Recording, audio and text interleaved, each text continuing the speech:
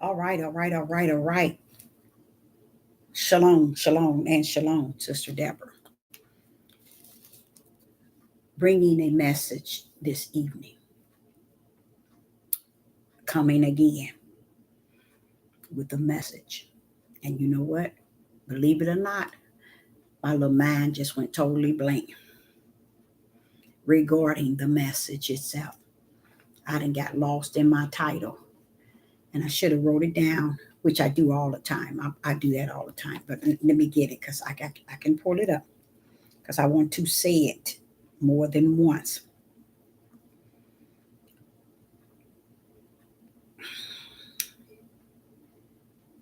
Yep, this old lady, this little old hen.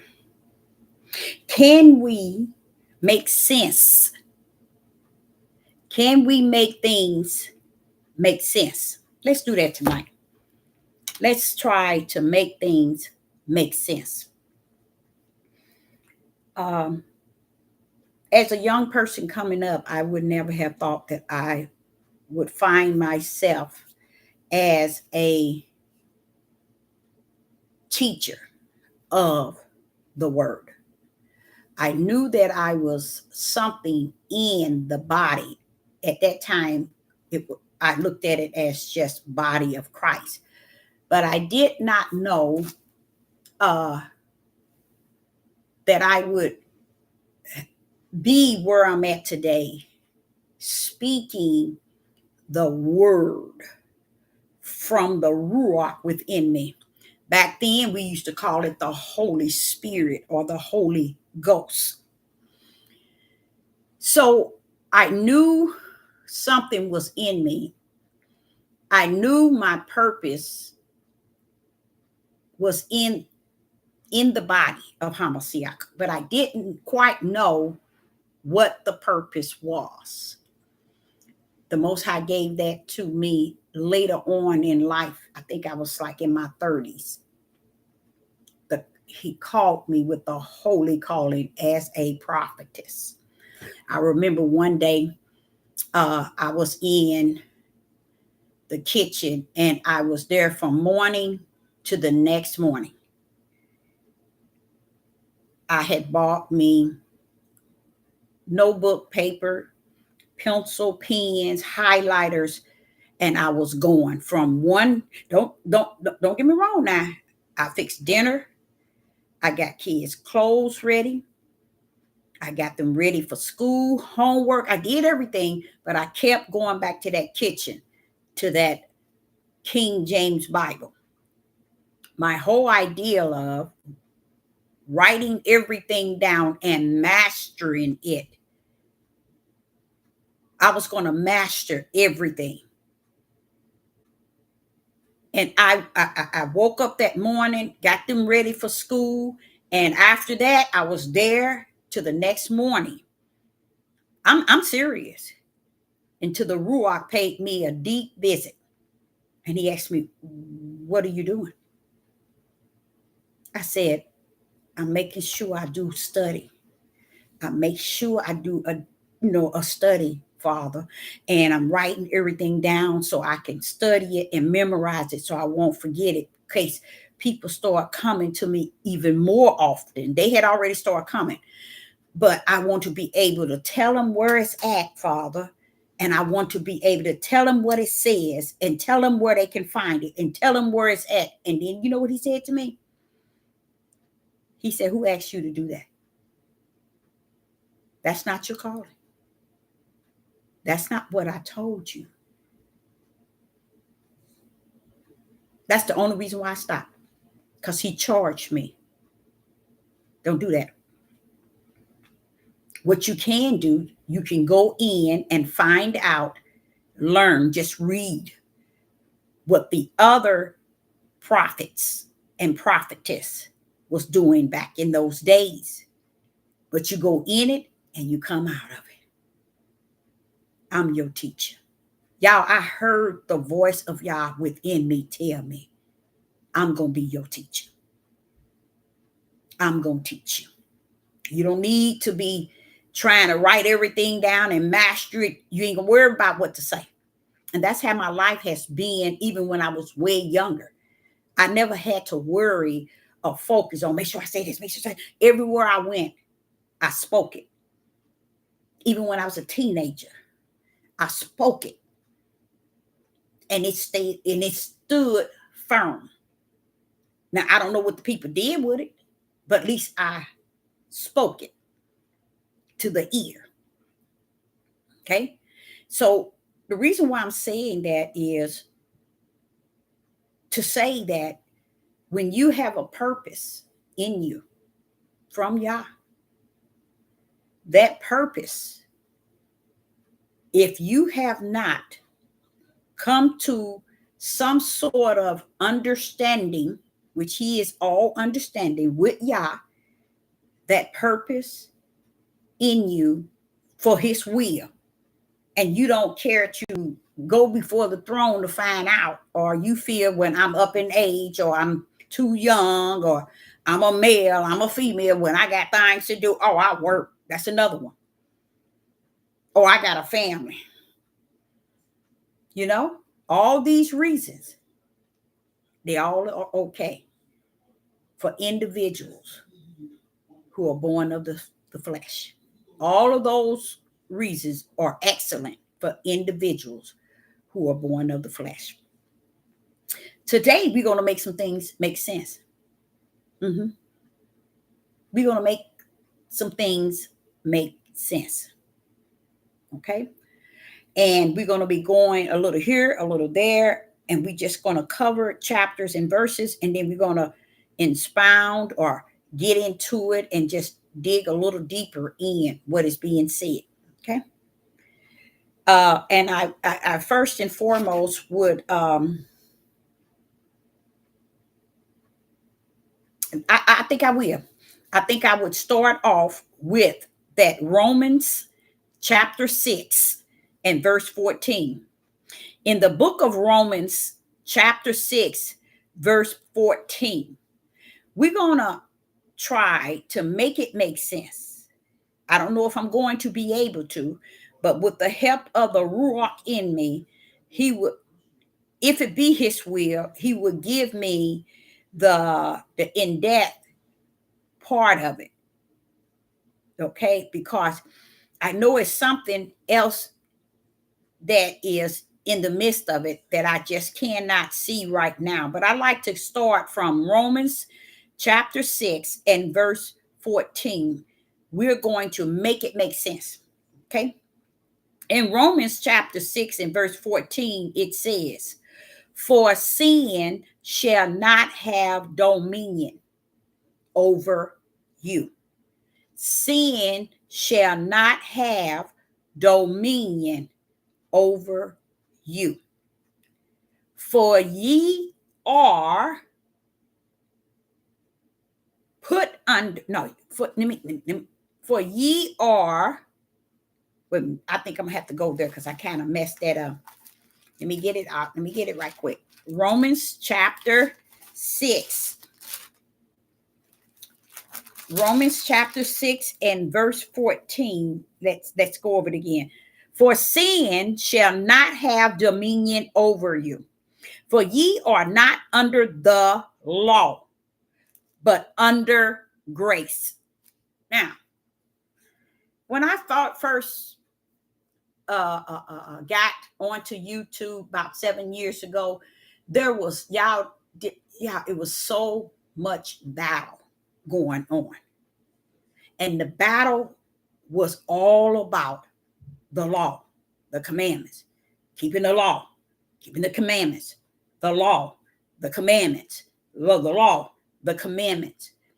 And the brothers were so hardcore on making sure they beat that into people to the point where I don't even think people really realize that what this law really was that they are to keep.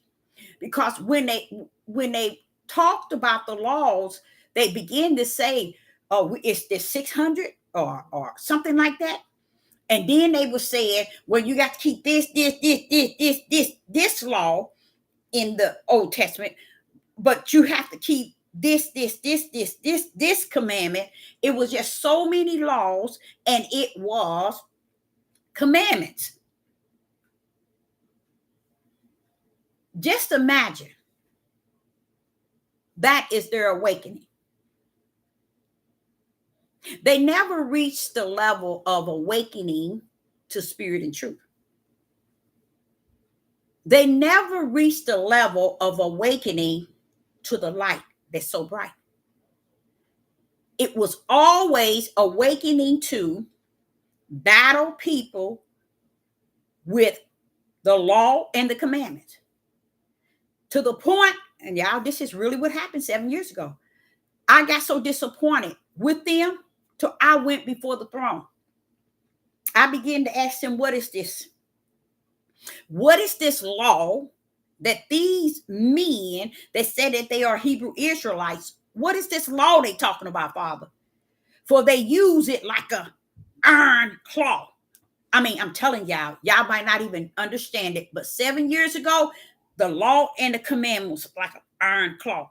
They just clamping people with the law and the commandments. You got to keep the law, keep the law, keep the law, keep the law, and keep the law.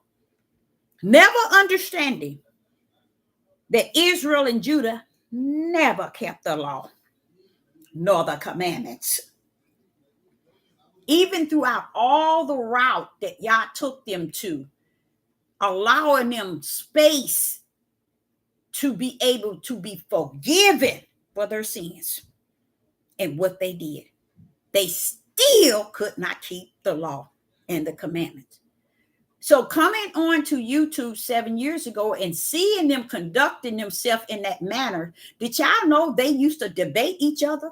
They used to fuss and argue on this devil platform. It was always a battle between Hebrew Israelites and Hebrew Israelites. Only the men. The women were too ignorant. They always believed whatever they told them. And that's why they all lost. But they never made sense of what they were saying. My thing is, and I just believe that it's in me, because I always felt when they used to battle like that, and then their greatest battle was with Christians who kept telling them we're not no longer under the law. I'm going to make this thing make sense. The Christians were saying we're no longer under the law. So we're not bound to keep the law because we're not under the law. We're under grace. So you got the Christians on one side and the Hebrew Israelites on the other. And the Hebrew Israelites felt so good that they have mastered what they thought was the law and the commandments to the point where they can debate any church, any religion. They figured that was their key. That was their main key. That and the name. They have no idea that I was and is a prophetess in the wilderness. When I had to go to the throne of the Father in question of what mindset is there of a people that believe the law and the commandment is to be used like an iron claw. And that's how I brought it before the throne. I brought it before the Most High Yah, just like that. I said, they using the law and the commandment, Father, and I was doing like this, telling him every time I talk to the Most High regarding it, I always say they're using it like an iron claw, Father, because that's what they did. They acted as if them knowing the law and the commandments was so powerful in it. It was so much power in it. They was using it to attack every religion as if it was an iron. Both law and commandment was an iron claw. My issue wasn't My issue was seeing this here and couldn't believe it. But my issue was wanting to go before the throne of the Most High and say, wait a minute, Father, what is this? Let's make sense of that. Let's make sense of it. So when you get to Romans, you see in Romans chapter 6 and verse 4, it says, Romans chapter 6 and verse 14, it says, for sin shall not have dominion over you. Do you hear that? Well, can you kind of make it make sense, Deborah? Somewhere along the line, this is Paul speaking and telling one that sin shall not have dominion over you. Now, what can keep sin from having dominion over you?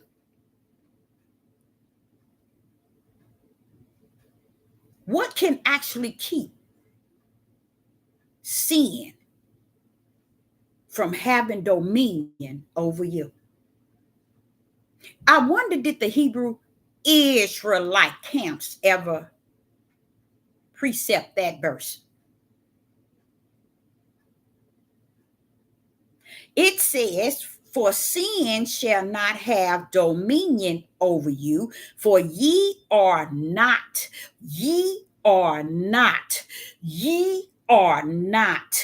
under the law, but under grace.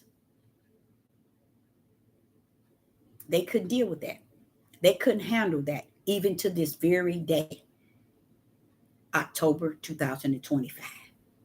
The Hebrew Israelites, the camps, the men, the watchmen, the seers, the Morees, the colonels, the apostles, the prophets, the pastors, the teachers,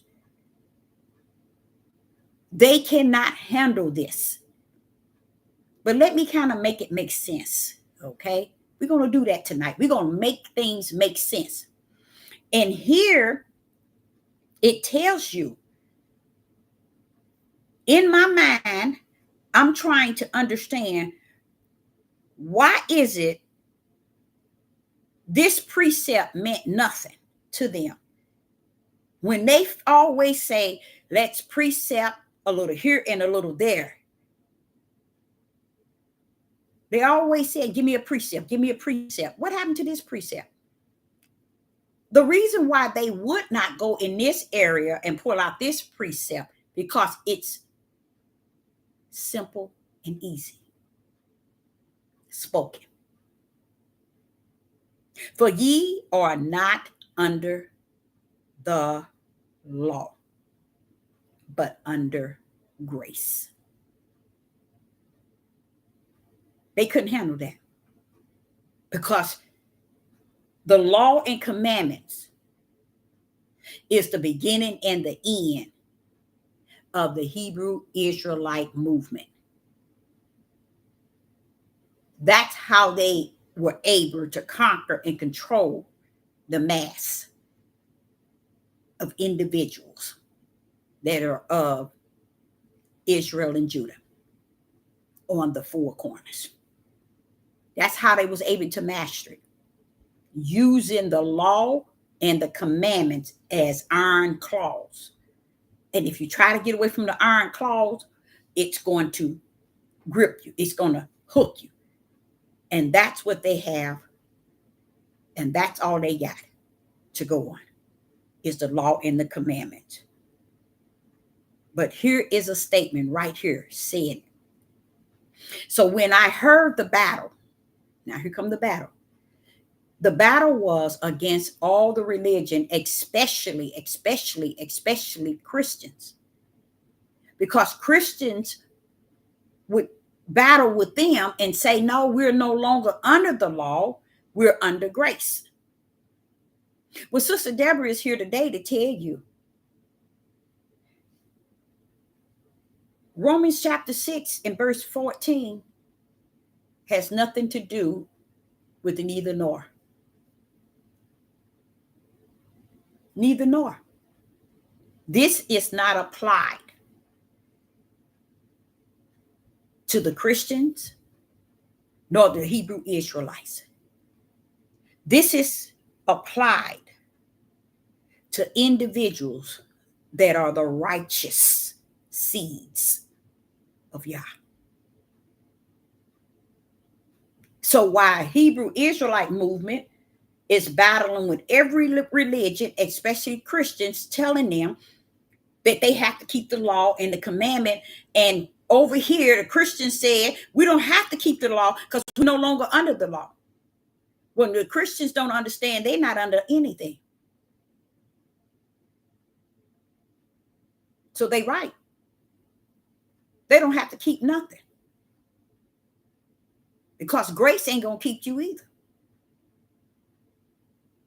While they're saying we're under grace, we're not under the law and commandment. We're under grace. We're not no longer under the law.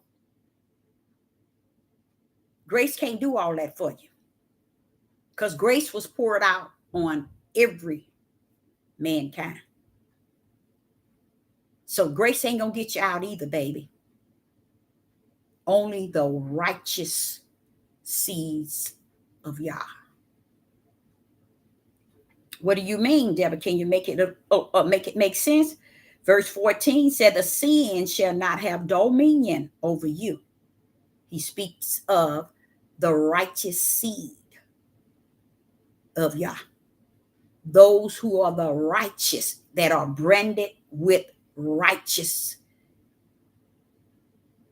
They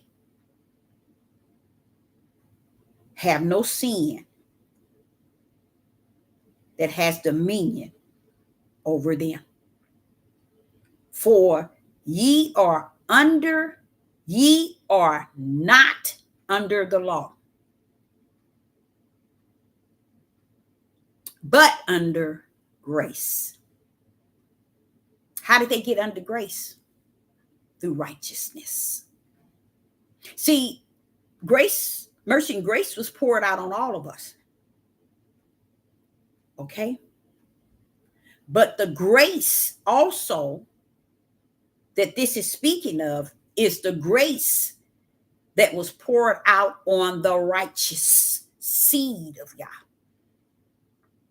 So the Christians and the Hebrew Israelites and any and every other religion who tries to declaim this is not for you. This is not for you. This is for the righteous one.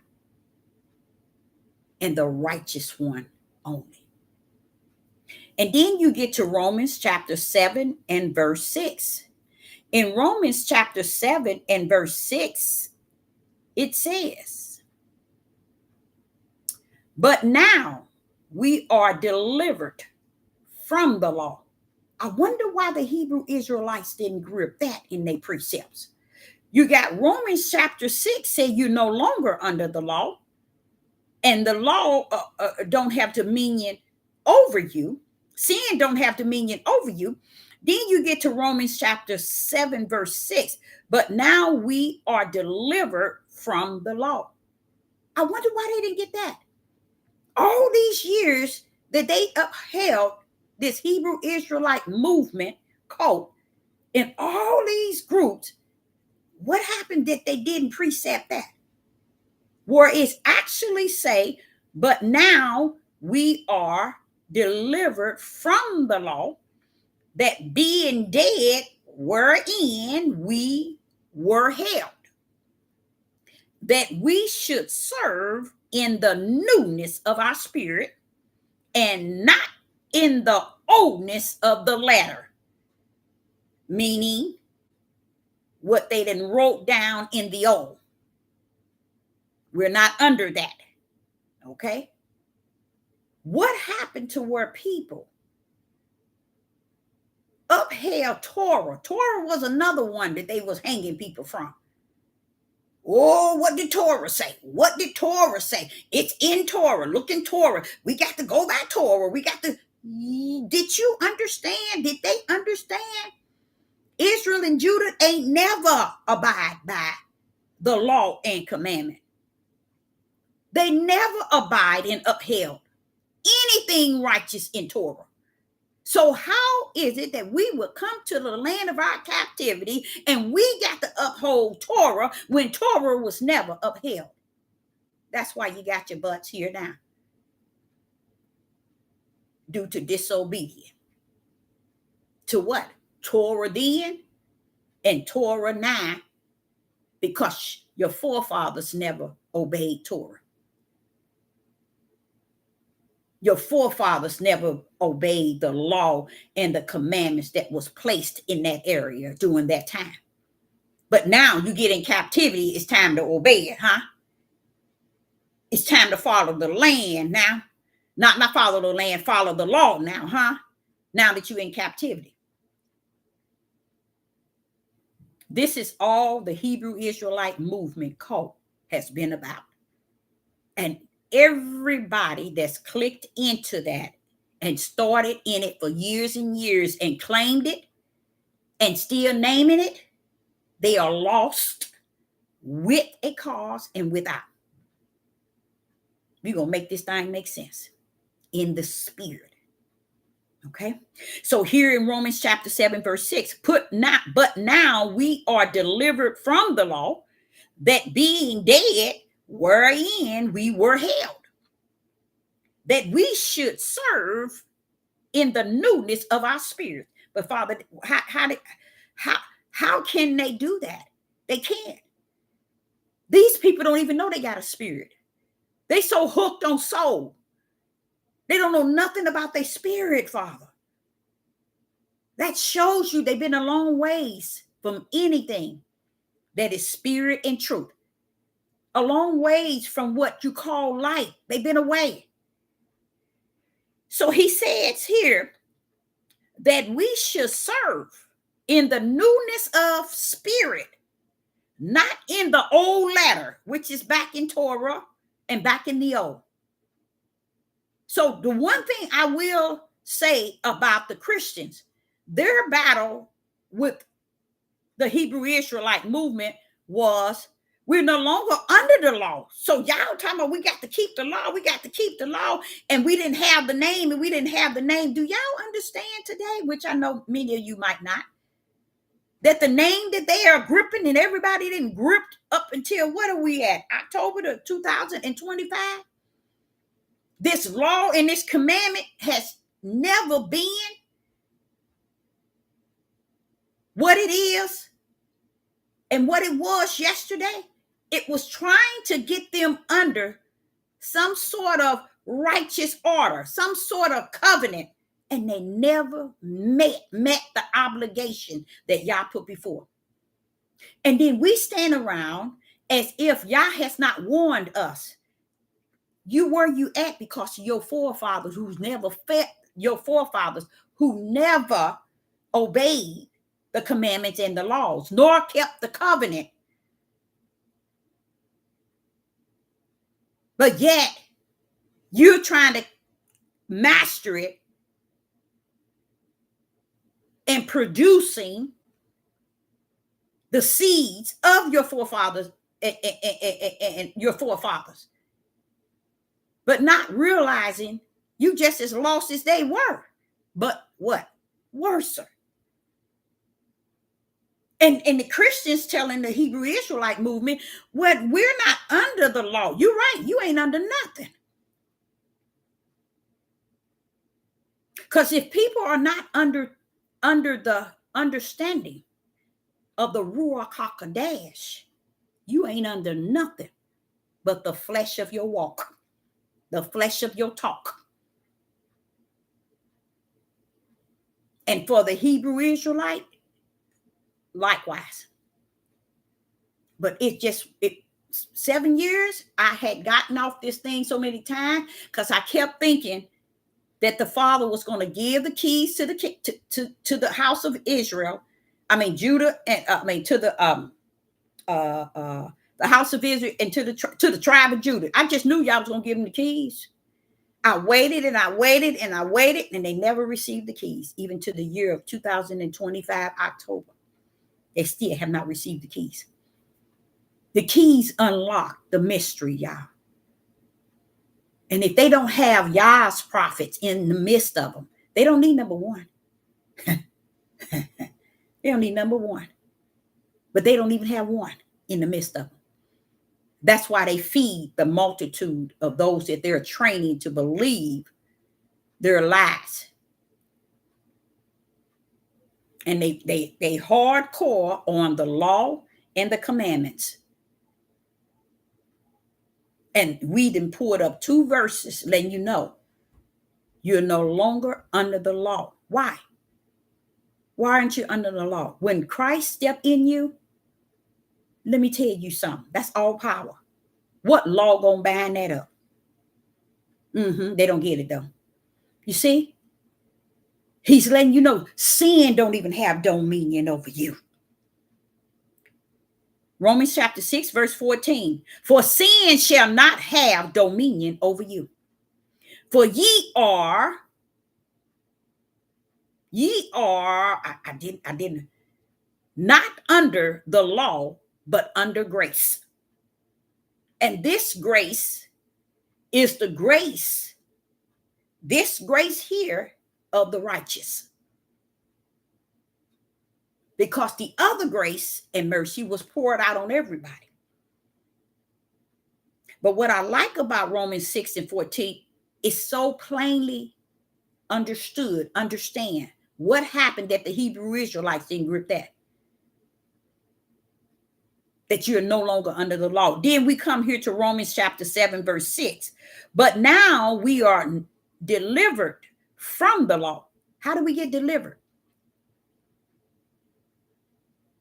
Through Christ, the Ruach HaKodesh. We're delivered from that law. You see? So it says that we should serve a newness of spirit. 99.9 don't respect the fact that they are a new creature. And it says, and not in the old letter. I mean, you ain't going back to the Old Testament trying to pull it up. Why? Because he made you become a new creature. Old things pass away. When that Ruach step in and give you that power of Christ, everything up must stand down. Because now the new sheriff is in town. He living in you. Do they get it? No. I'm going to make this thing make sense. Okay? So as I see that, I began to wonder, how did they miss all those precepts? You know how the Hebrew Israelite groups come talking about, give me a precept and line upon line, a little here and a little there. Sit yourselves down. And they have. You don't hear them hooping and hollering all that mess no more. When I get to Galatians chapter 5 and verse 18, just listen to this. In Galatians chapter 5 and verse 18, just hear this. 5 and 18. But if ye be led of the Spirit, I just got to telling you that. Let's go again. Galatians chapter 5, verse 19. Now, not 19, verse 18. Galatians chapter 5, verse 18. But if ye be led of the Spirit, go back, Deborah, tell them again. If ye be led of the Spirit of Yah, ye are not under the law. What happened back in 7 years ago when they were battling, y'all? They was battling like gang banging about the law and the commandment and using it like an iron claw to battle and debate. And they thought they was winning. They didn't calm down a whole lot. But they still are leading that small percentage of Judah that think that they're awakening. So here in verse 18, he's telling you, but if ye be led by the Spirit of Yah, ye are not under the law. Then Romans pull up on me and he said, for sin shall not have dominion over you. How dare sin think it can? After the Spirit is leading you, how can sin have dominion over you if the Spirit of the Ruach is leading you? Now watch this here. Romans chapter 6 and verse 14. For sin shall not have dominion over you, for ye are not under the law, but under grace. Why? Because the Spirit of the Holy Spirit of Yah is leading you from the inside where he resides in you. That means the law on the outside has no dominion like sin on the outside of your flesh. It don't have dominion over you no more. But don't forget, it's only those that Galatians chapter 5 and verse 18 says, but if ye be led by the Spirit. And then Romans 7 and 6 pull up and said, but now we are delivered from the law. Woo-wee. That being dead wherein we have held. We used to hold that spot. That we should serve in the newness of our spirit, because now the Ruach is in our spirit, and not be in the oldness of the letter. You ain't got no business following the letter, because you have been redeemed. And the new sheriff now lives in you. He ain't the new sheriff. He is Yah himself. He lead you from the inside. And your spirit is where he dwells. Okay? So I can't explain. No, don't say it, because it's about making it make sense. I can explain my own experience 7 years ago trying to understand what I end up having to call them a cult. That they were just people who didn't know they left from their right. The Hebrew Israelite groups, that's how they are today. Same thing. And you don't hear them as much now. They didn't calm down a whole lot because they was using the law and the commandment like two iron claws. And then they used the name. And then the Christian's going to pull up and says, we don't have to go by the law and the commandment. We're under, no, they said we don't have to go by the law, but they threw in commandments because we're now under grace. No, baby, you been. No, Christian, you been. You been. You have to be a new creature. And what makes you a new creature? That Holy Spirit living in you takes you out of the law on the outside of you. Because now you the new law that's rests inside of you, that is of Yah. That's what makes you a new creature, because you're under a new law from the inside. That law they talking about is a letter, and it's on the outside. But the new law rests within you. Okay? So I was having this issue, and I don't know if anyone can kind of help me with this one here. This is the one that didn't make sense to me. It didn't make sense, so let's see if we can make it make sense. Listen to this. In Romans chapter 2, verse 28 through 29. Romans chapter 2, verse 28, it says, for he is not a Jew, which is one outwardly, neither is that circumcision which is outward in the flesh. Verse 29, but he is a Jew which is one inward, and circumcision is that of the heart, in the spirit, and not in the letter.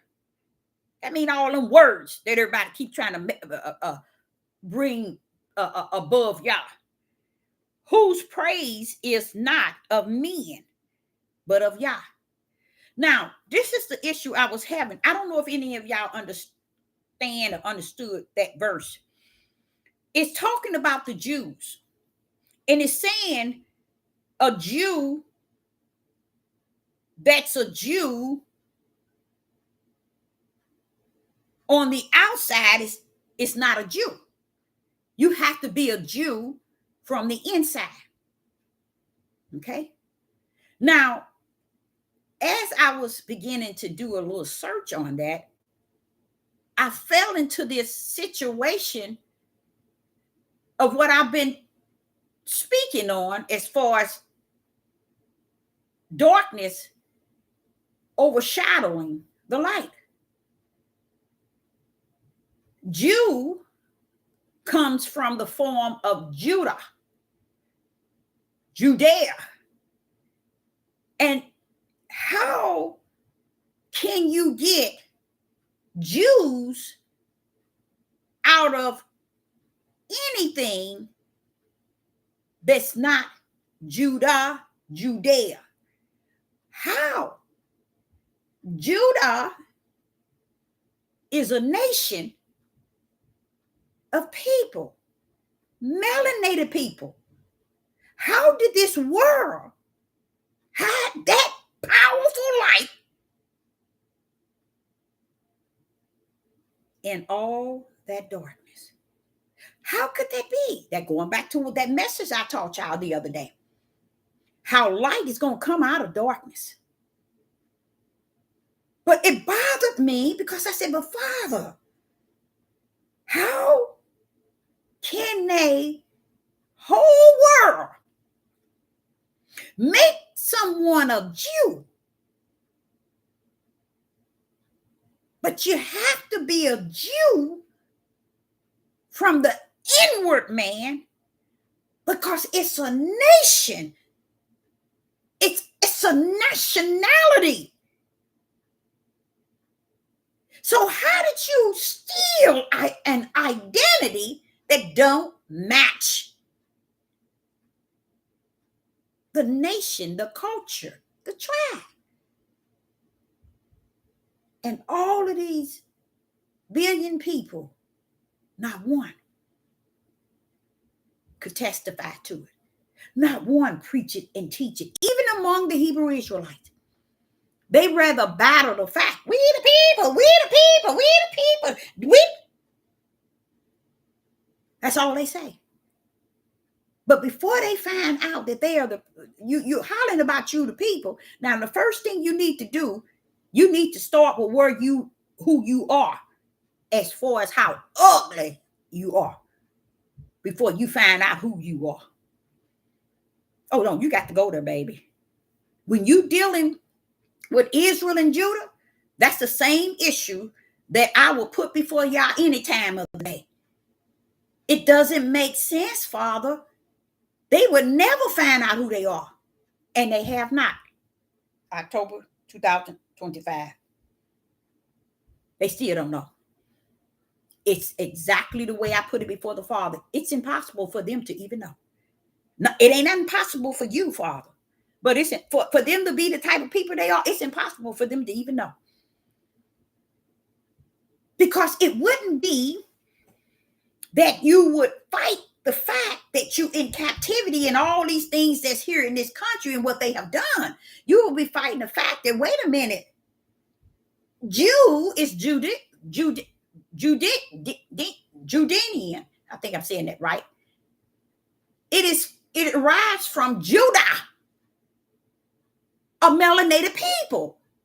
So how you gonna make Jews Europeans? And nobody say nothing.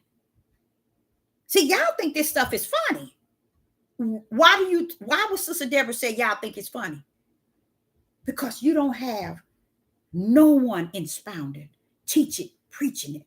No one saying anything. The things that I've been on this double platform speaking about for 7 years, I still yet have not heard anyone speak anything I have been speaking on. Nothing. So it's the will of that mighty right hand that people stay blind and in the dark as they have been since time past. Because I don't see how. I read that, and the first thing I'm like saying, but wait a minute, let me look over here. Oh, let me study this one right here. Oh, let me go over here. Wait a minute. Everything tells you that this is a people, a melanated people, a nation, a tribe. So how can you get a melanated people to be European? Can you do that? Impossible. Why you say that? Because these people are stone cold Europeans from Europe. They cannot have the bloodline of Judean, I think I'm saying that right, Judah, which is a melanated people. They cannot be a Jew because that doesn't represent a European people. So it doesn't bother y'all, do it? It really doesn't do anything for you to know how could that be? This is what y'all is saying, Deborah. That's why I'm bringing light out of darkness in the end days. Because that which was in the light shall come to that which was in the dark shall come to the light in the last days. You see? Is it coming? Yeah, you hear all about it now. But guess what? It ain't coming to let Judah take the place. Woo! Ooh, Deborah, where you get that from, girl? You better cut that stuff out. It ain't coming to light to bring Judah into its righteous place. No. Because I don't even think that was a part of even Yeshua's, not Yeshua's, the Most High's curse itself, within itself. It's not a part of it. That's why you want, not you don't, but I wonder, okay, Father, 400 years, and all you're going to get is about 2 to 3% of Judah, knowing he Judah? That's like none. And then I'm pulling up here, and in Romans chapter 2 and verse 29, in Romans chapter 2 and verse 29, it said, but he is a Jew, which is one inward. How could you be a Jew inward? Because you're a nation, you're a tribe, you're a culture, you're a people. So how could the European be a Jew inward? Make it make sense. That one you ain't gonna make it make sense. Only sense you can make out of that is to leave it alone, because to me, when I saw that, I said, I got to bring that up. Because that there, only one way it makes sense is the way y'all orchestrated it. But then it still don't make sense fully to me until he, the Ruach, break that thing down in me and out of me. Because I'm like saying, how could, let me tell y'all what makes sense about it. He said that which is in the dark, the light that is in the dark, in the end days, let's put the end days, which where we at, we're in them days, that which is in the dark shall come to light in the end days. That's the only reason why I see, or I can embrace the fact that, okay, they got the identity, and the whole world knew it all the time that they weren't. So it wasn't like they didn't know. But just, I look at the people. How could Judah not have nothing outside of killing one another and destroying their community and destroying their women, and women destroying their men? Just nothing. Somebody then got their identity and gone. And that light coming out of it, ain't going to bring Judah back to his righteous place as the true Jews. It ain't going to bring you back to that stand. He's going to take your butt over there to Mount Zion, but it ain't going to bring you back to that level of who you are, because the power in that, they already know that they are not the Jews, and the whole world knows. But how, Father Yah,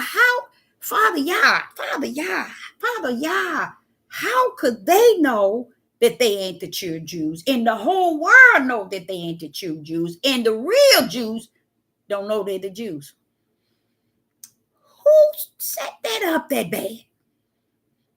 That's just showing you a type of people. When I tell you 100%, you be lucky to get 2%, in between 4 to 2% that knows that they are the Judeans or the Judah, which is the true Jews. And from what it looks like, it has to come from within. It ain't what you say you are on the outside. It has to be a nationality, a people, a race of people. And that's what threw me all off. I'm like, Father, you made sure this be all the way to the end. This is it. You know, Michael Jackson had a song, This Is It. That's how I see this. This is it. And what happened? He was gone. He knew it was it. They had already signed him out. He knew it. Just like that other man that passed away a week ago. Balkan. Oh, yes, he knew it. That's why he made 2 videos talking about he was sick and they running some test. Bro, please. I'm not you. I can discern it all the way. He knew they got him. He had to go. Same thing with Michael Jackson. When you look at that, him doing This Is It, I'm like, wait a minute, bro, this is it for you. That's why that title there, and no one ever thought about it. That was it for him. They had already told him they had his head. That was it. All that was a plan. Even his family knew that was it. The power. So the problem I have, you hear the Hebrew Israelite fighting, talking about we the people. You so busy acting a fool about being the people, you don't know what you are. You see? Because it's an inward thing. It's not an outward. So therefore, they can say they the true Jews on the outside. But the truth of the whole matter, of the light, you got to be Judah, the Jew from the inside. That's what it just told you. Inward. They don't get it. All righty, let's go. Now we're about to rumble here. Let's see if we can make it make sense here. Let's start with Ephesians. In the book of Ephesians, chapter 6 and verse 19. In the book of Ephesians, chapter 6 and verse 19, it reads, and for me that utterance may be given unto me, that I may open my mouth boldly, okay, to make known the mystery. The mystery. Who is this Paul? He's telling you,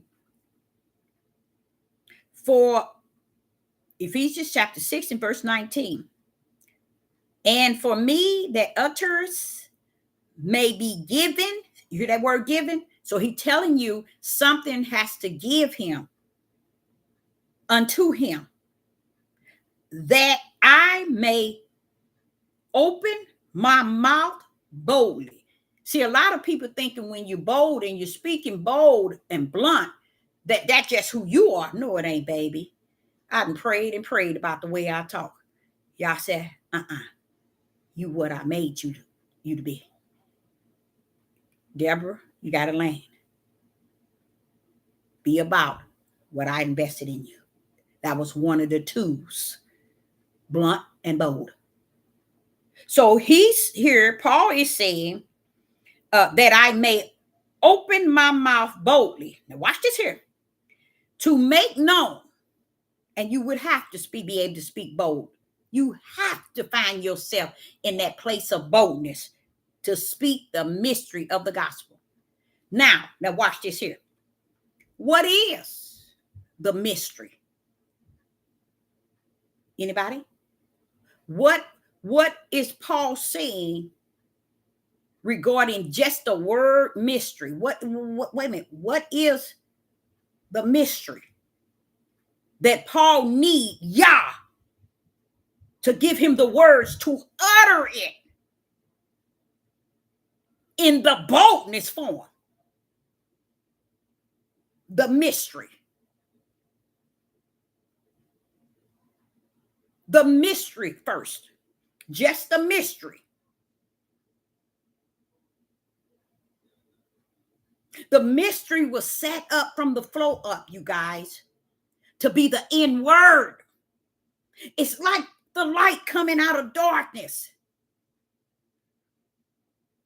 In the end days, that which is in the dark shall come to light. The boldness is coming out of darkness. So the mystery, Paul is saying, give me some boldness so I can utter the mystery. Could he do it without that boldness and that what he was asking him to give him? No, he couldn't. Nor can I. We cannot do it without the Father. So the mystery, it's in the bosom of the Father. It's the Father mystery. Haven't y'all heard him told several of them to close the book? Even Daniel didn't get to know a lot of it. He just looked stupid because y'all told him to shut it up. And he wanted to know. No. Guess why? Y'all saved him for you. He prepared the mystery for you all in the end days. And that's why I say to you all, it is so important to even have a spiritual backpack so you can be able to put spirit and truth in the light therein. Because the mystery was held back. And guess what? Paul asking for the mystery. But Paul spoke it, but not to the level of what Deborah takes it and run with it in the end days. So the mystery was for the end days. Let's go there. Revelation chapter. I hope I got that. I bet you it's in my other book. Revelation chapter 10. I hope it's this one here. Nope, it's the one torn out.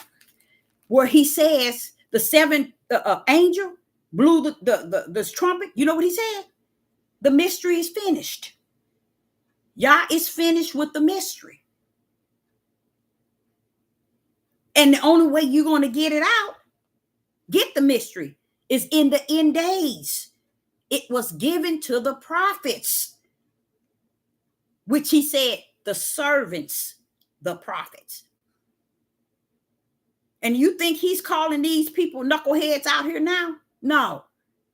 They so hung up on themselves, calling themselves to be a prophet. Just because people saying they prophets and prophetess don't mean that they are.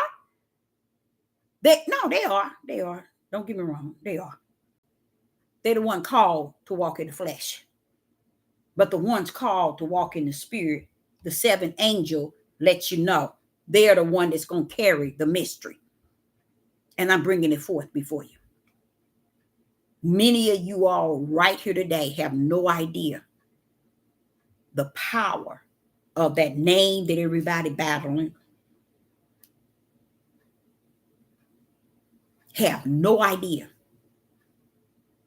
of nothing containing what you have to have in you. Not your mouth claiming it and naming it, but it has to be in you. So what Paul was said, and yes, you are right. You're 100% correct. The mystery is the gospel. That's the mystery. The gospel. And when you hear the gospel, you don't even know what the gospel is.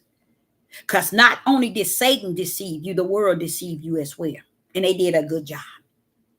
because the gospel is the power. So you are 100% correct. It is the power. The mystery is the mystery that Yah had upheld until the end day. He was bringing the mystery out by the power. So when you're running around here trying to figure out what the name is, guess what? It ain't these names you mumbling, jumbling out of your mouth. It's the name that carries the power. Ah, you didn't know that, did you? Oh, yes. All these names don't mean nothing. Well, what do you mean, Deborah? Okay. I'm finna make it make sense. How in the rest behind everybody got the name right, but don't have the power? What's the sense of having the name without the power?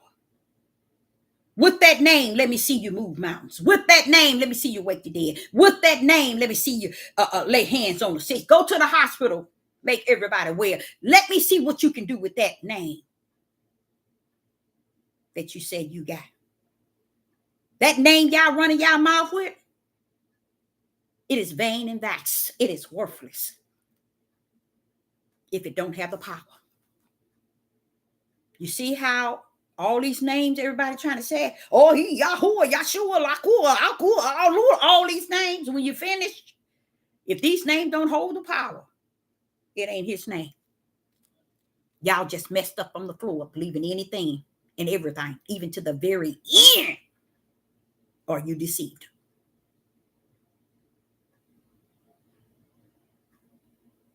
Once you believe and then you receive, and you shall receive what? First and foremost, when that Holy Spirit come in you, you shall receive power. At that moment, it didn't say you shall receive the name. It said you shall receive power. You shall receive the comforter. You shall receive the teacher of all things. You shall receive the revealer. You shall receive the one that will bring things to your remembrance. You shall receive everything, but never did he tell you that you shall receive a name. It's the power that gets you the name. Didn't you not hear, or have you not heard, denying the power therein? Because everybody keep calling that darn name and don't know nothing about the power therein. There's no such thing as his name without the power.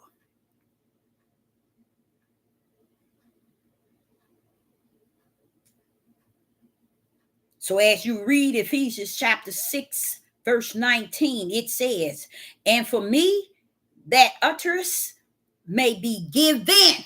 Paul telling you he needs something to be given unto me, that I may open my mouth.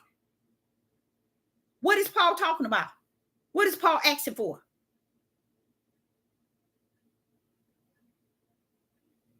What is Paul asking for?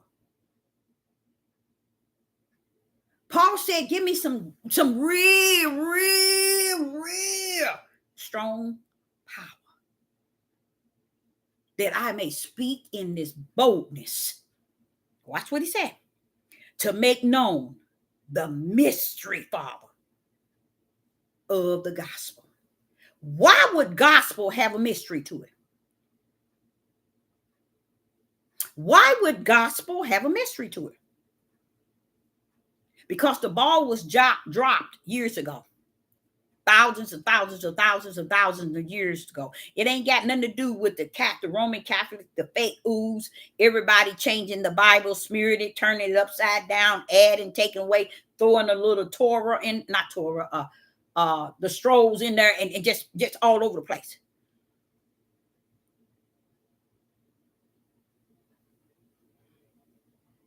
Paul is sitting here talking about the mystery. When the mystery was the gospel. Ever since the beginning, when you didn't know the power in Genesis 1.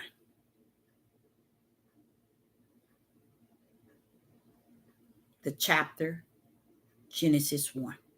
By you not knowing the power then, you ain't going to know what Paul talking about here. But everybody want to take the name and use all these names to identify something. When you finish, you don't have the right. You don't have the authority to be saying anything. Look at Paul. Paul sitting here pleading for him to give it to him just so he can be bold enough to speak on the mystery of the gospel. Why do you need that boldness, Paul? Paul, hey, Paul, wait a minute. Hold up a little bit. Why do you need that mystery, Paul? No, why do you need that boldness to speak that mystery, Paul? What's going on down yonder? Why do you need that boldness to speak that mystery, to tell these people today that the gospel is the power, and to share with them the mystery, which is all about the power, because they never had the power detached to my Father. And they run their tails around using all these names. How dare you think you got the name without the power? That's why Sister Deborah have told y'all. People run around here, hypocrite. They don't know they left from their right. They just planning everything for all it's worth. That's how Satan was able to deceive the whole world so swiftly, easy. He got everybody to deny the power. They run around here saying his name is did. His name is did. His name is did. Oh, we got the name. You don't know. That ain't his name. Jesus ain't his name. Christ ain't his name. Oh, Yeshua ain't his name. Yahuwah ain't his name. Shut your mouth. You ain't got the name either if you ain't got the power. Because the name is the power and the power is the name. He stood right there in Genesis and he spoke word. And what happened? Power pulled up. And his eye, spiritual eye, saw that it was good. He spoke word, and then what happened? Power pulled it up. They don't even know who he is. But yet they've got the name. He had to come to the Gospel of John and say it in a way that's fierce. I saw it to be fierce. You might not see. In the beginning was the Word. And the Word was with Yah. And the Word was Yah. It was with him in the beginning. Why they couldn't see it? Why they couldn't see it? Because they wanted him to see him like a man. They wanted him to see the Father like the flesh. That's always Israel and Judah. They always want a God that they can worship at their capacity. Nobody don't want my Father for who he is, who he was, and who he's going to be, and who don't give a rat's behind. He's still going to be all that and something when y'all done. Running around here quoting all that mess. And ain't even got no power to move nothing out of your way. They don't even got a power to even discern. You ain't got none of the gifts. No fruit of the Spirit, ain't got nothing, but you got the name right. Can't have the name without the power. You can't have the power without knowing who he is. And it ain't based on a name that you can utter out your mouth. You have to know him to be the power over any and everything first and foremost. That's the first thing he said you're going to receive. When he come upon you, you shall receive the power. What's wrong? Where's your power? Oh, but you got the name down. He didn't say you're going to receive my name. He said you're going to receive power. That's why I like what was said earlier. Sin don't have dominion over you. How dare it try to? When he just told you you're going to receive power. Now, what's sin going to have something up on that power that he said you're going to receive? So how is sin going to have dominion over you? It's not. Because he's giving you that spiritual power. That's why you don't go out here doing wrong and doing wicked and evil and sinning and backbiting and being a conniving, pride-minded, all these other things. But then running around here talking about you saved. How saved are you without the power? You can't have no name without the power. Everything took place because of the power. It hurt me so bad to know all these thousands of times the right hand, the stretched out arm, the right hand and the stretched out arm. That was the power of the Father, the Creator himself. He kept telling y'all about his right hand and his stretched out arm. That was his power, able to reach anywhere. And he called his stretched out arm and his right hand, letting you know how that power rumbled. No one even wanted to care about it. No one cared. People have still not studied the fact that how many times the right hand and the stretched out arm is in their study guide. They don't even care. Because they denied the power they're in. But yet they got the name. Sit down. Sit down. Okay, so I like that. I like that. That was Ephesians chapter 6 and verse 9. I'm going to make it make sense. Okay, so the gospel is the power and the power is the gospel. Yeshua kept telling y'all when he first got down here and started his ministry, the kingdom of heaven is at hand. Then you know, y'all, that power is on the earth. He allowed me to come down with the kingdom, y'all. Do y'all know what the kingdom is? No, they don't know because they don't care. They think that they good to go because they got his name. I can quote his name. What the power to back that name up and land that name down? How about that? Where's the power to back that name up and land that name down? You ain't got it. So therefore, you ain't got no name. So then I get to Philippians. And in the book of Philippians, chapter 2 and verse 5 and 6. In the book of Philippians, chapter 2, verse 5 and 6, it said, let this mind be in you, which was also in Christ Yeshua. Make that make sense. Let me see who's going to get that. Make that make sense. Philippians chapter 2, verse 5. Let this mind be in you, which also in Christ Yeshua. Make it make sense.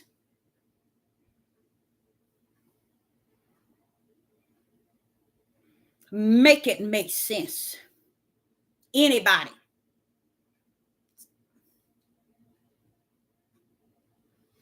Someone says be led by the Ruach, okay?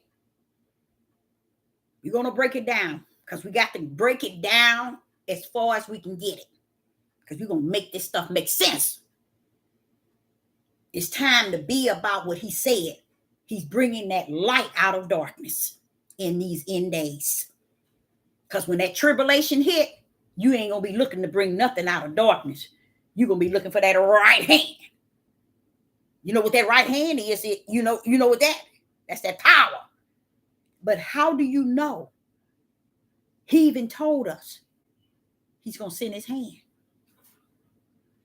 And not nobody do they study on it. Jeremiah, Ezekiel, and Isaiah. I think it's in Daniel too. He talk about that hand. But no, we don't care. Just as long as he come get us, we going. We know we got our ticket already. That's the mindset of people today. They there already. They already in the kingdom of heavens. They didn't skip Mount Zion. They already in the kingdom with the Father. You let them tell it. Now watch this here. As we are into Philippians chapter 2 and verse 5, it says, let this mind be in you, which was also the power in Yeshua. Woo! Ha, ha, ha, ha, ha, ha. That's what it means. That when you see Christ before you see Yeshua or Jesus, he wants you to recognize that the power took this on. Let this mind be in you, which was also in the power in Yeshua.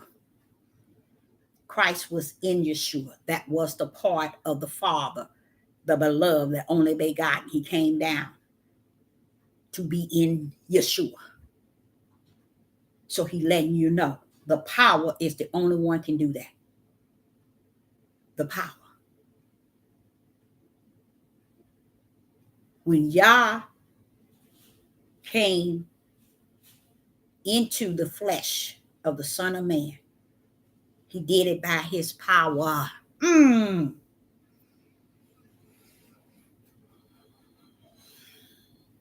So the mind he has in you.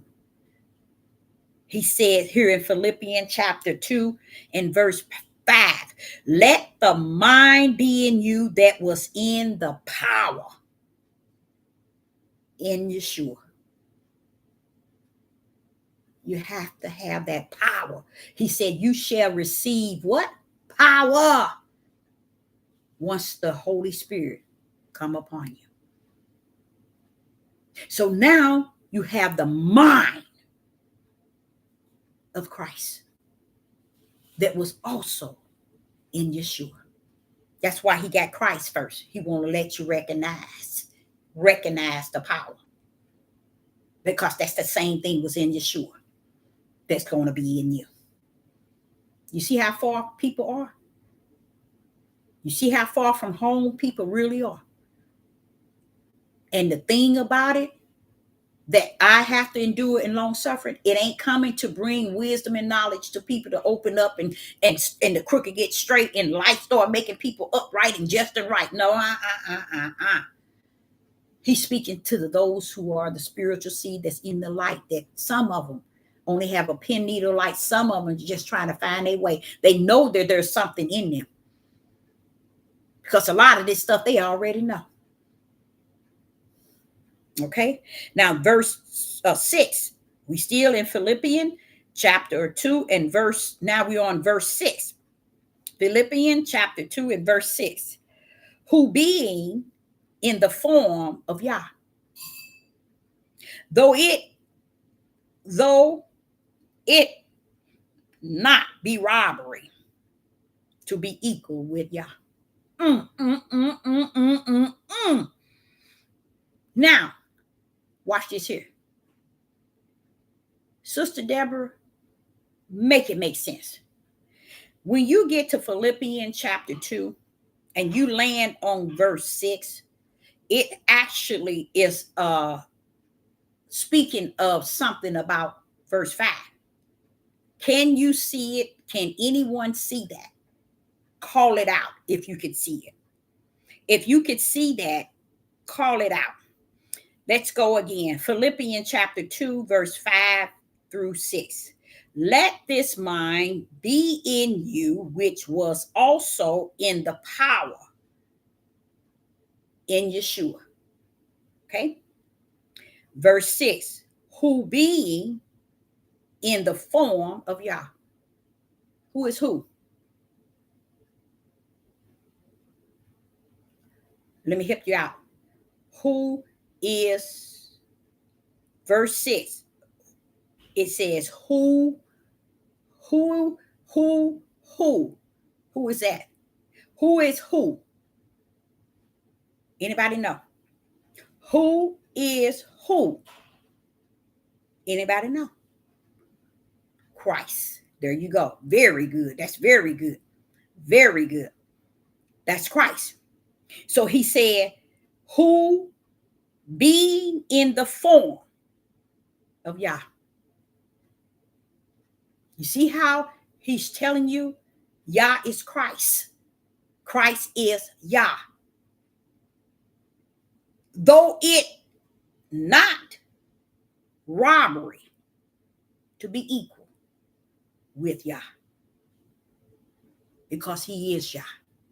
Christ is Yah. He was the part that he says, Yah with you, Emmanuel, Yah with you. All that time, Yeshua kept telling us, these things that you see me do, the words I speak, the signs and the miracles and signs of wonder are not of mine. They are of my Father. He always told you it was of his Father. Why? So you can recognize the Father's power that was in him. So that's what you're talking about, Father. That light gonna be sharp in these end days. And it's only sharp enough to bring truth out. Not make the crooked straight. Not deliver somebody. Save somebody. Oh no, he ain't coming to do that. That light is just gonna show up. Because it is the beginning and the end. So it's got to show up in the end. Like it was in the beginning. What did he do in the beginning? He created everything with what? That power. So he got to show up in the end days. That's why he bringing light out of darkness in this end day. Okay, so I like that. And that's very good. You said that was Christ. That's excellent. Because I would have never thought nobody would have got that one at all. When it says who being in the form of Yah. It's telling you Christ is Yah. But they think because Christ is the end name that's connected to Yeshua, you can't do that. You can't do that. Because he says Yeshua is the son of man born of a woman, born of the flesh. But in him was the Ruach. So the Ruach was that second name, which was Christ. You are not going to receive that power without understanding who Christ / Hamashiach is. That's when you know truth. They don't know truth. They don't know truth. They can say they know truth all they want. They don't know truth. They can't even handle truth. Okay? So here I go. Now, Colossians. When we get to Colossians chapter 1, verse 26, in the book of Colossians chapter 1 and verse 26, even the mystery which has been hidden from ages and from generations, but is made manifest to his saints. Who is the saints? Who is the saints?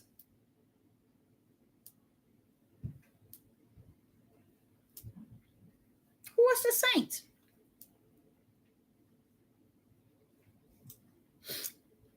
Colossians chapter 1, verse 26, it says, even the mystery which has been hidden. So you see how something was hidden, you guys? Who was it hidden from? Who was it hidden from? Everybody. Everybody.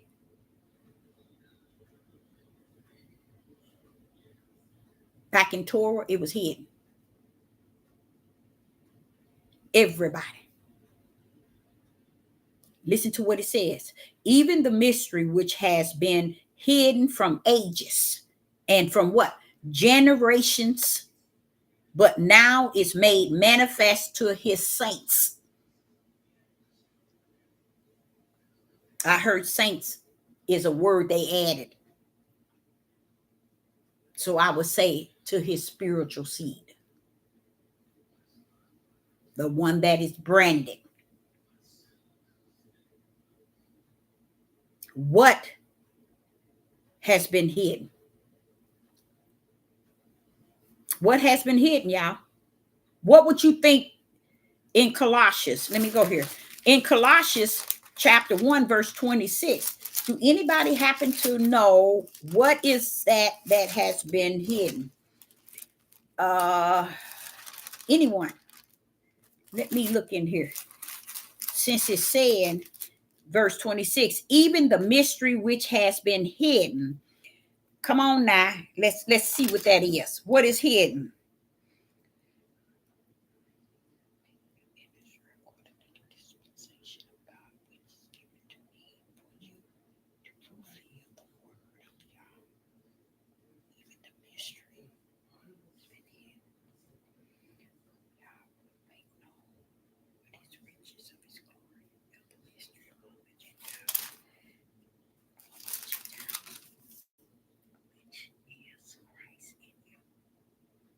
Wait a minute. Hold up now. Let's go.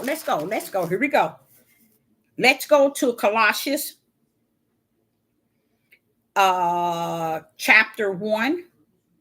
And let's start with verse 25. Whereof I am made a minister according to the dispensation of Yah, which is given me for you. So he's letting you know he was made a minister according to the dispensation of Yah, which is given to me for you.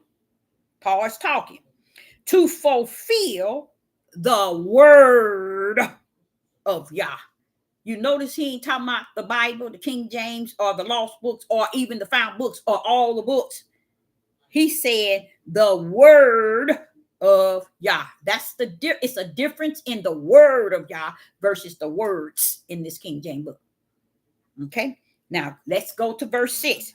Even the mystery. So he's saying not only the word of Yah is to be fulfilled, but the mystery which has been hidden from ages and generations, but now it's being manifested to the saints, which is to the spiritual seeds. Verse 27, to whom Yah would make known what is the riches of his glory of this mystery among the Gentiles, which is Christ in you, the hope of glory. Where's Yeshua name at?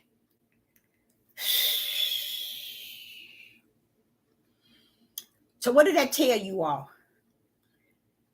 That the mystery of the power was kept as a mystery even to this very day. It was the power all this time. That is what people are missing, you guys. They missing the understanding of Christ, which Christ can also, in Hebrew, you can say, I think it's Hamashiach, but what it means is you can actually use that even as his name. Why? Because it's carrying all his power. When you understand who Christ is, he came down to assist Yeshua in this mission of a blood sacrifice. What did he come down with? That was the Father. He embedded himself into the flesh of the Son of Man. But when he came as the beloved, the only begotten Son of Yah. Yeshua is the Son of Man. He is the Son of Yah. He came to fully assist him, even in the death, even in the burial, even in the resurrection. Did the power have its way? Yeshua couldn't have done it. He needed that beloved, only begotten Father in him. Why? Why are you telling them, Deborah, that they can use Christ, which they can use Hamashiach, Christ / Hamashiach. Hamashiach. What is you saying? You can use that as his name. Why? Because Christ came down with word. Who is the word? The Father. He came down with his spirit. Who is the spirit? The Father. And he came down with all power. Who is all power? The Father. So you can actually use that to move the mountains. That's all power of what Yah consists of. You see what needs to be in you when you're running around here trying to claim you holy than thou? You see what has to be in you? Here he's saying, which is Christ in you. I just got you telling you that. That's the mystery. And that's also the name in which one can use. Because it's got all the Father's power. It has his spirit. And it has his word. That was in Yeshua. Now it lives in us. And we can now know the mystery to the power, to the word, and to the spirit of Yah that reside in us.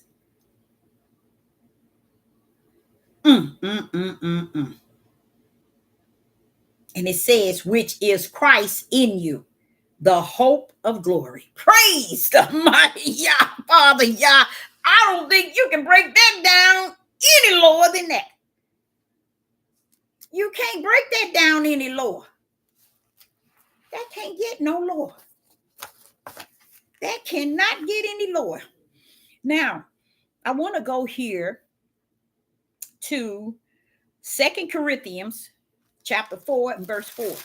Let's try to make that make sense. 2 Corinthians chapter 4, verse 4.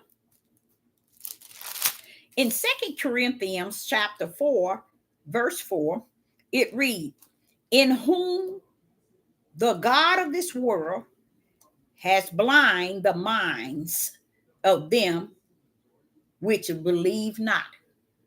You see? Your mind. Now I can see if they said blind your eyes. But you mean the God of this world have blinded the minds of them which believe not, lest the light of the glorious gospel of Christ. Look at that. Look at that. It's giving you a double whammy of the power. And y'all can't even see it. Listen to where it says. 2 Corinthians chapter 4 and verse 4. In whom the God of this world has blinded the minds of them which believe not, lest the light of glory, the gospel of Hamashiach, who is the image of Yah. You see that? It's going back to what I've been trying to teach y'all since, the last 4 or 5 years. Now, since I've been on here 7 years, I already knew Christ was the Father, but I'm just still saying lately. Christ, and it says in verse 4, the glorious gospel of Christ, who is the image of Yah, should shine. Listen to what it says, should shine unto them. Didn't I tell y'all?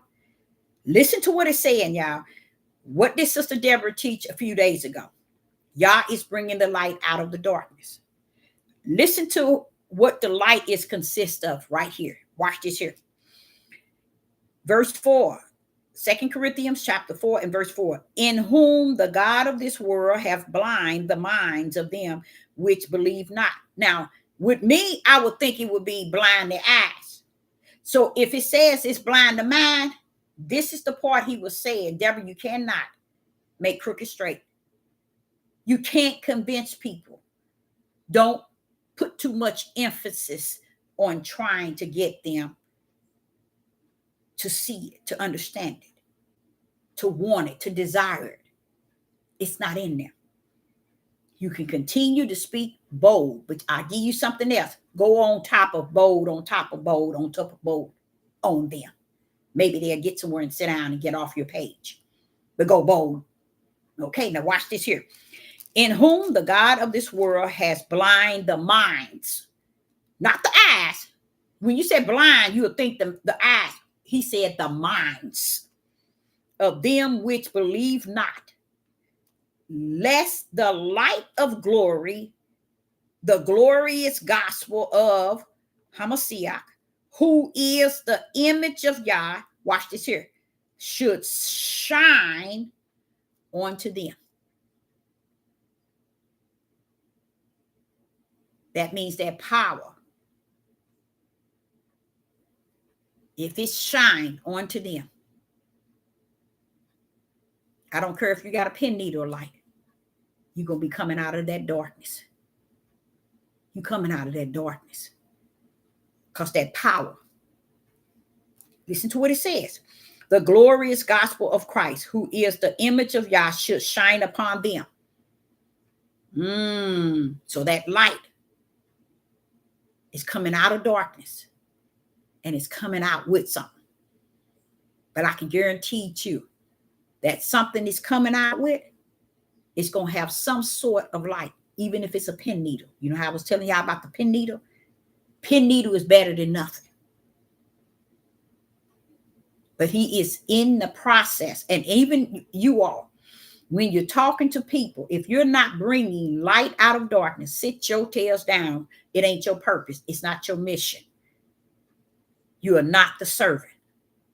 Yeah, you can go on and fake it until you think you're going to make it. But let me tell you something. What Yah is showing me, he bringing a lot of them down. Don't be included. And leaving off this earth earlier than expected. Because that's what's going to happen. He ain't playing. He letting everything be according to that will. And everything is moving fast. And people moving up out of here. Okay. So my next message is 2 Timothy chapter 3. Making it make sense. 2 Timothy chapter 3. Now, many of us have heard this verse, but I'm going to show you something that's in it. So I said something that was really powerful earlier, and I said, how is it you're going to have the name without the power? That is so 100, y'all. You can't have. That name that rumbling off your mouth is vain and vexed. It's worthless. If the power not in front of it and in the back. 2 Timothy chapter 3 and verse 5. 2 Timothy chapter 3 and verse 5. And it reads, having a form of godliness, but denying the power thereof. From such turn away.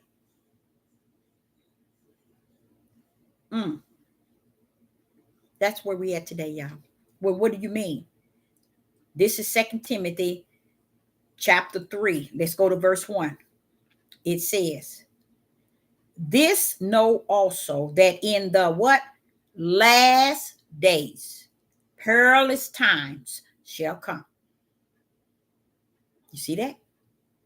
We in the last days. So drop down to 5. Having the form of godliness, but denying the power thereof. From such turn away. What does it mean when it says from such turn away? What did that mean? From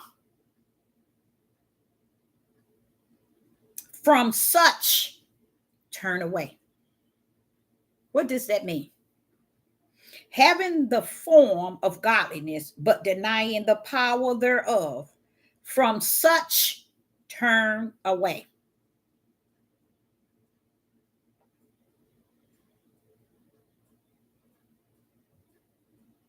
From such turn away.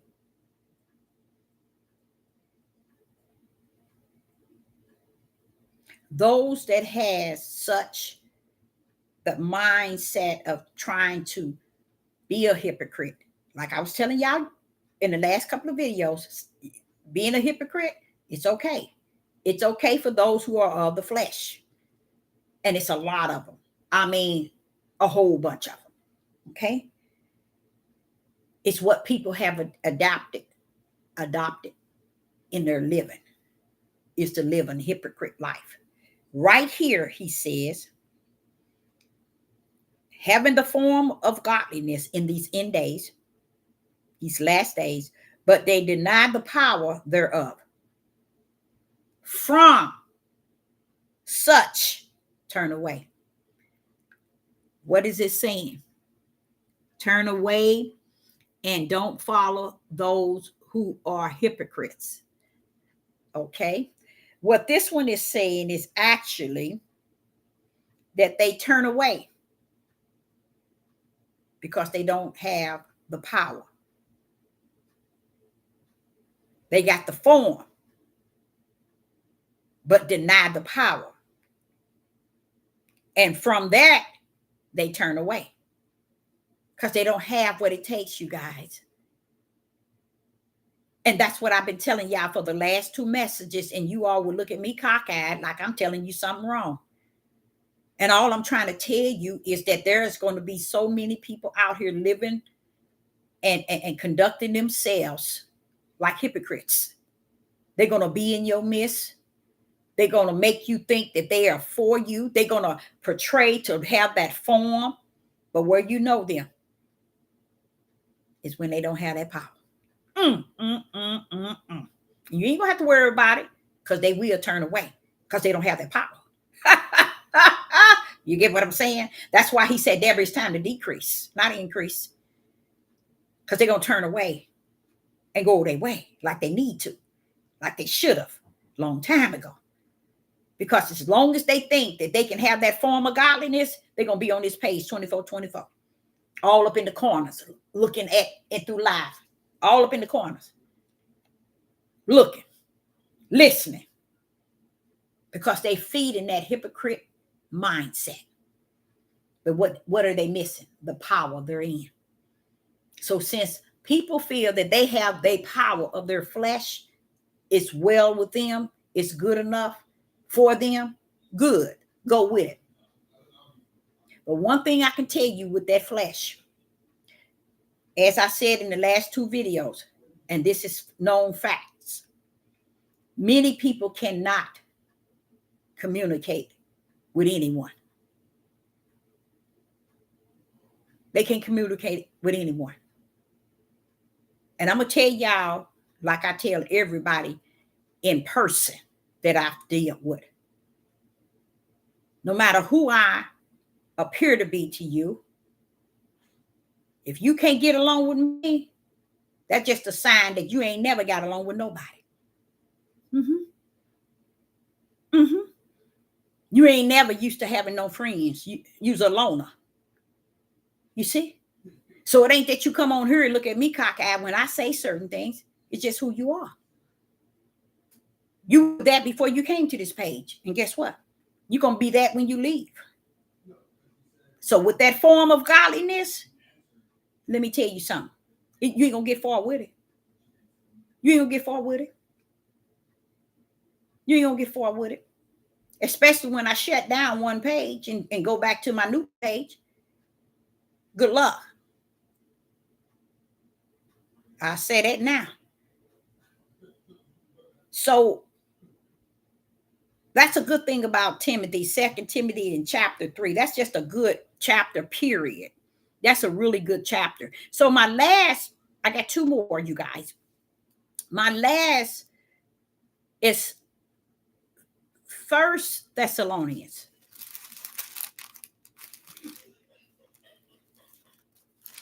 1 Thessalonians chapter 2. Watch this, y'all. I think this one is the good one. All of them was good, but 1 Thessalonians chapter 2 and verse 2. We're going to see if we can make this make sense. But even after that, we had suffered before and were shameful, intrigued, as ye know at Philippian. We were bold in our Yah to speak unto you the gospel of Yah with much contention.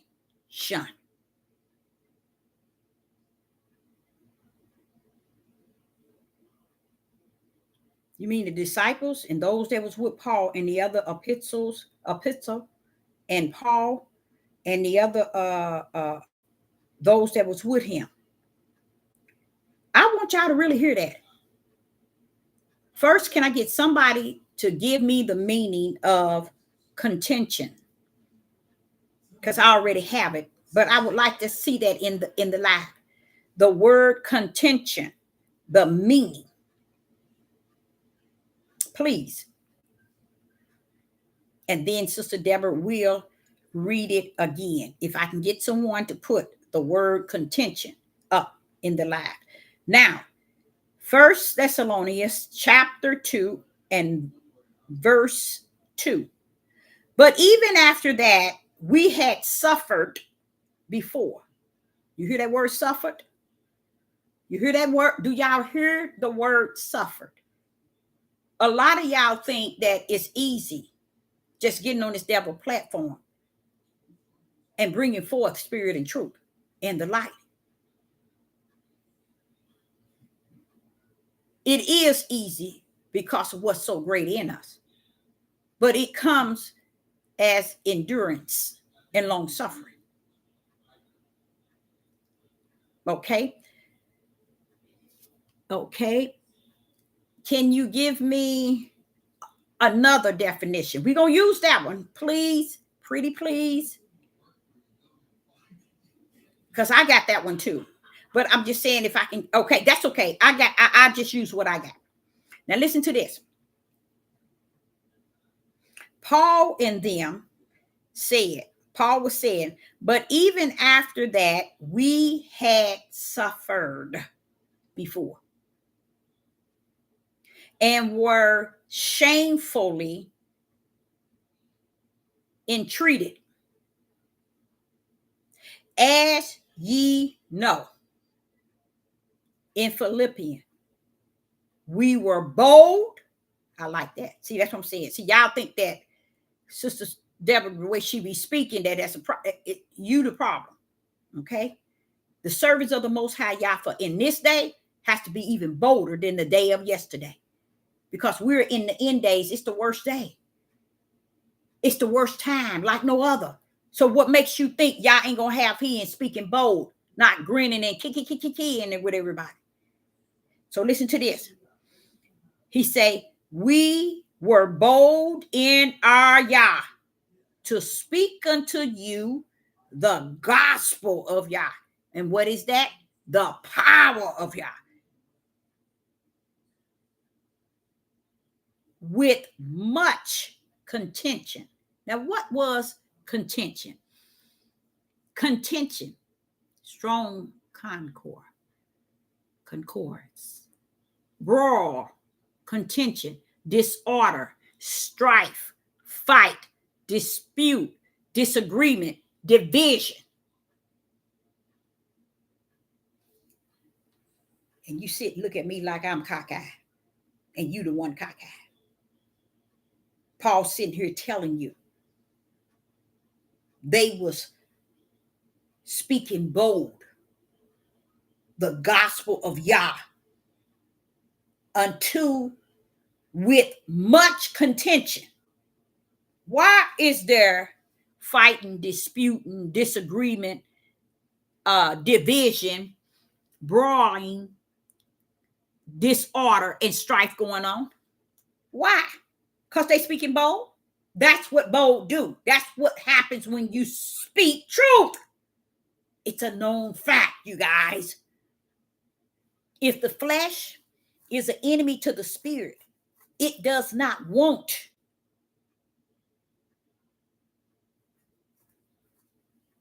nothing the Spirit has to say. It wants nothing that the Spirit has to say. Would you say paddle cake? I hear you. No.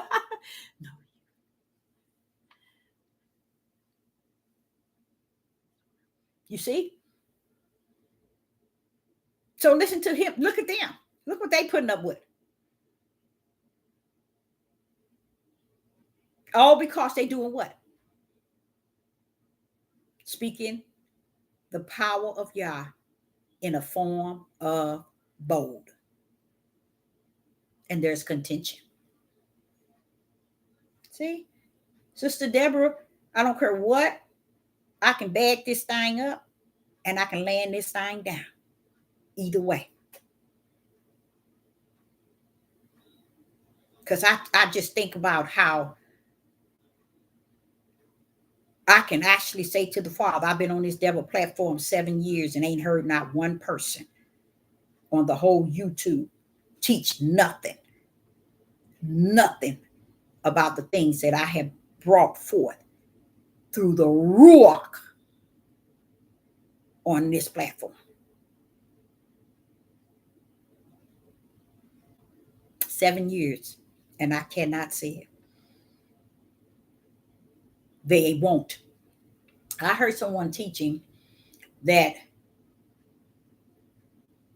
they didn't made the Bible say what they wanted to say, and they have tampered with it. And I said, you've been on here 20 some years and have the audacity the year of 2025 to come on here after you misled all these people. And you're going to come on here and say that the Bible been tampered with. And the sick people listen to them. Because all you have to do is go back into what you've been teaching and update it. They ain't going to update. Oh, no. Because guess what it'll do? It'll show who they always been. But yet, they have led the multitude. I'm not mad at them. Not after knowing what took place before the foundation of the world. Okay, not at all. So here, Paul in the other epistle, they were in a situation, and they was telling that they were bold in our Yah. What do you mean? We were bold, Deborah, in our Yah to speak unto them the gospel of Yah, the power. See, when you get to talking about the power, you got to be bold, y'all. The power is not something you preach and teach easy. You got to bring the fullness of boldness out with that. Just imagine the power that existed in Genesis from the beginning of creation and even in the kingdom. And for today, they don't know nothing about the power. No one has no idea. Jesus Christ, Yeshua HaMashiach. That's all they know is to call names, but they don't know what's behind the name. They don't know how to bring that thing up and land that bad boy down in the power that rests therein. They don't know nothing about all that. Okay? So my last verse is 2 Thessalonians chapter 2 and verse 2. 2 Thessalonians chapter 2 and verse 2. And it reads, that ye be not soon shaken in mind or be troubled, neither by spirit. So he don't want your spirit troubled, y'all. Nor by word. Don't be troubled by the word of Yah, nor by spirit, nor by the latter as from us. Meaning the words that they see. Now, wait a minute. Hold up. This is the third chapter and verse we have heard about the ladder. See how back then they called it the ladder. Information that they left. You see? That's why you can't make it the word. Look at what verse 2. Look at 2 Thessalonians chapter 2 and verse 2. That ye be not soon shaken in mind, or be doubled, or be troubled, neither by spirit, nor by word, nor by letter from us. Look how they separate Yah word from their word. I've seen that 3 times. This is the 3rd time since I read this here. Today.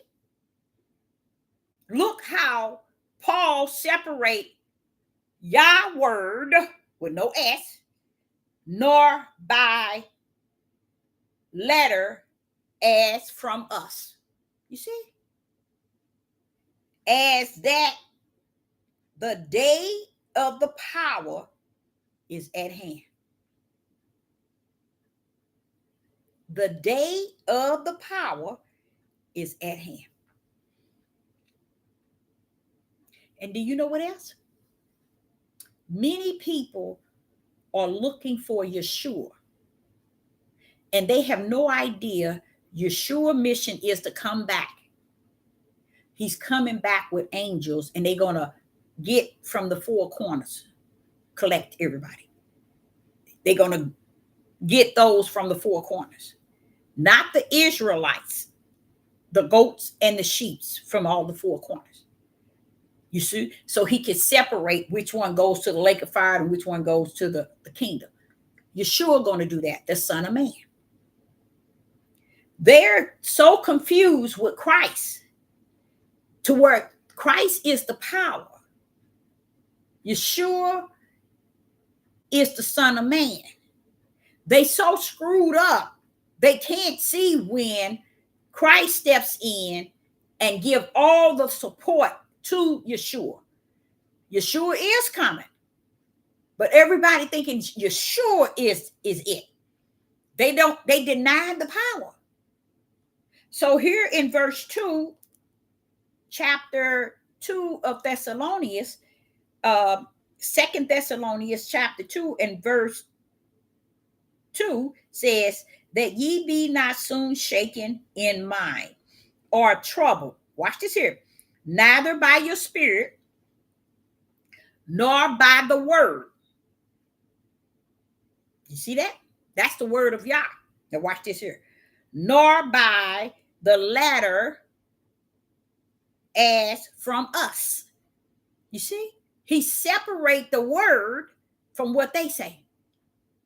Okay? Then he said, as that day, that the day, that's our day, y'all, that we're in,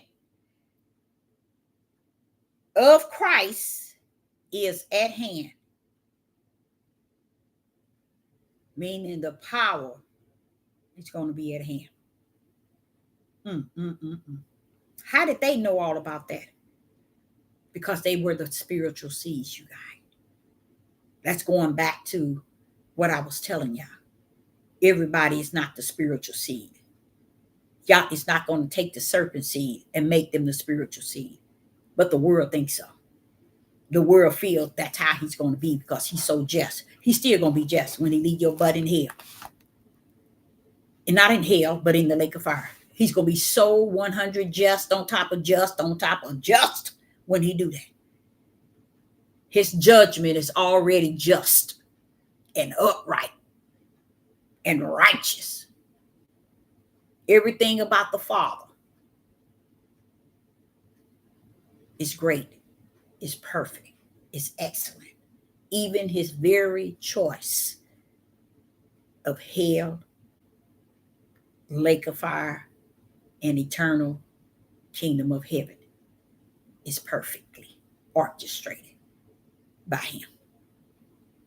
So I, Sister Deborah, appreciate each and every last one of you all joining in this message. And I say you all have a wonderful night, evening, late night, not late night, but night. And I say shalom and shalom.